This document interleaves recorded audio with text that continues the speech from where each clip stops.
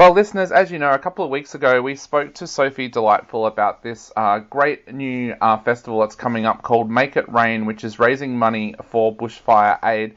Sophie sent me an email during the week talking a little bit about some of the problems that they've come up against while been putting the festival together. So we thought we would actually get Sophie back on the phone today to talk a little bit about what's going on with the festival now. Welcome back to the program, Sophie. Thank you. Now, Sophie, tell us a little bit about Make It Rain, maybe for some of the listeners who weren't listening to the first interview. Just tell us briefly a little bit about the Make It Rain Community Festival. Yep, so it's a 12-hour day festival from midday to midnight. It's a community effort between a few of me and my friends, and we've got together some pretty high-profile DJs and live musicians to provide some awesome entertainment at the same time as having market stalls, workshops, roving performances, and an awesome raffle up for grabs. So it's just a generally great day out, and it's for all ages. Kids are welcome, even dogs are welcome. It'll also have a bar, so you can go there and have a couple of drinks with your friends. But yeah, it's pretty much offering everything.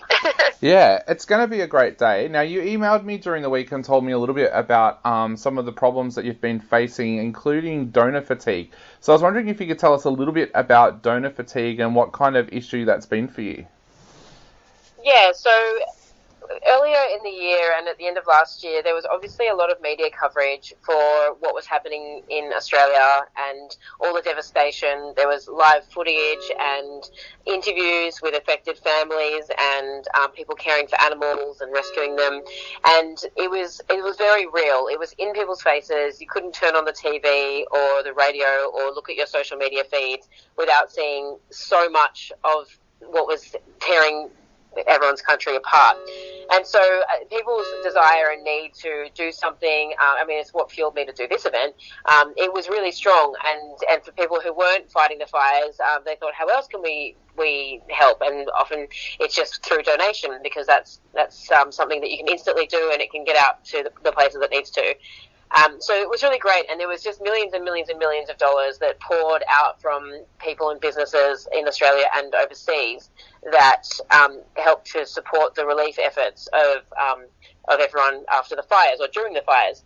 And now, because the fires they're all out, there's not really any media coverage. People have a bit of out of sight, out of mind, like they've done their bit, or maybe things have settled down now. But one of the reasons I wanted to do this fundraiser in March was so that people could continue to donate to the pressing need that humans and animals have in this country for rebuilding their lives and their businesses and their families, and trying to regenerate the country in so many ways. So people, there's a bit of fatigue out there with people just being bombarded with fundraisers and give me money. And so it's kind of hard to make people understand that it still is important to support these causes. And I guess one of the most interesting things I've come up against is some of the many of the organisations, especially the larger ones, the funds are now bottlenecking. What's happening is people are giving money, and then they're getting tied up in trusts or in political back and forths, or basically everyone needs to be accountable for where their money's going. So some organisations are getting a little scared, and they want to make sure that they're directing the funds in the right way, or they're withholding the funds for whatever reason. And so the funds aren't actually getting out to where they need to, and there's still animals dying that have no food or no way of rehabilitation. There's still families that have had their lives ripped apart, their homes destroyed, their businesses destroyed, all that kind of thing that are still rebuilding, and they need that money now. Yep. So one of the other problems that I've had was, who do we give the money to? How do we know that the money that we're raising is going to a good cause, or not a good cause, but a cause that's immediate action? And so, Blaze Aid, which was the original human-based charity that I decided on, I'm still going to support them because they're on the front line, and they're going through it and providing support for farms who have had their properties destroyed and that kind of thing. And then for the animal charities, I've had to dig deeper and figure out who's on the front line in caring for the animals, and there's there's a lot of people out there often just being one-person operations. And, for instance, the Warrumbungle Wildlife Shelter, which is run by Tanya O'Donohoe, Yep. That's where I wanted to direct the animal-based profits, because she has basically had her house taken over by injured animals or animals with nowhere to go.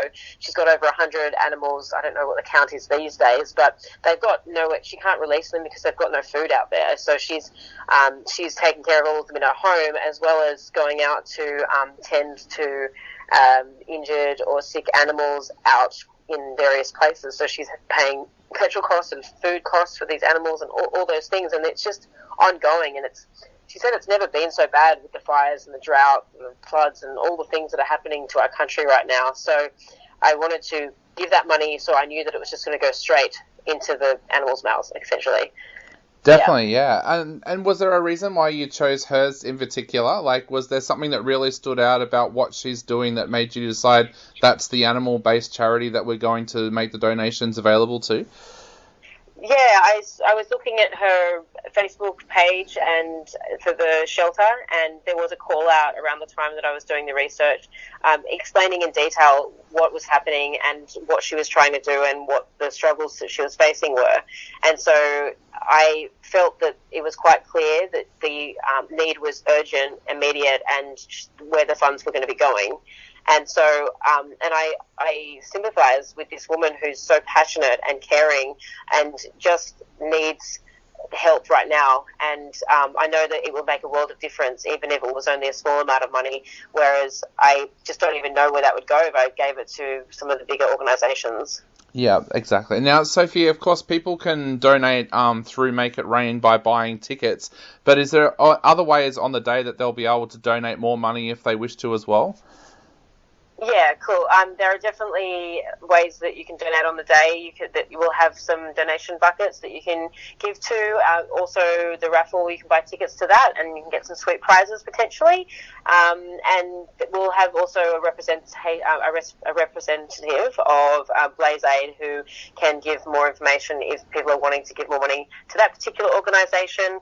But for sure, like the people that are on the organising crew can definitely direct people if they're wanting to give donations to a specific place on the day as well.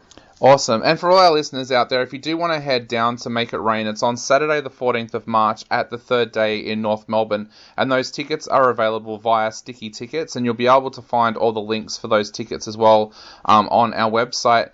Sophie, is there anything else you'd like to say to the people out there before they head along to Make It Rain?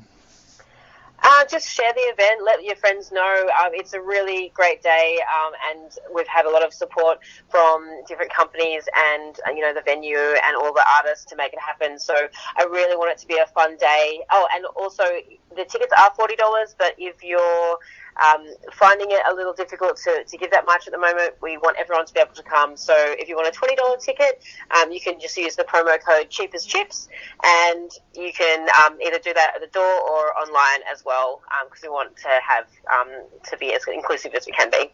Awesome. Well, Sophie, thank you so much for coming back on the show today to chat about Make It Rain. It is going to be an absolutely great day, and we hope a lot of our listeners do get behind the day and actually support Bushfire Aid as well. So thank you very much, Sophie. Awesome. Thank you so much for having me.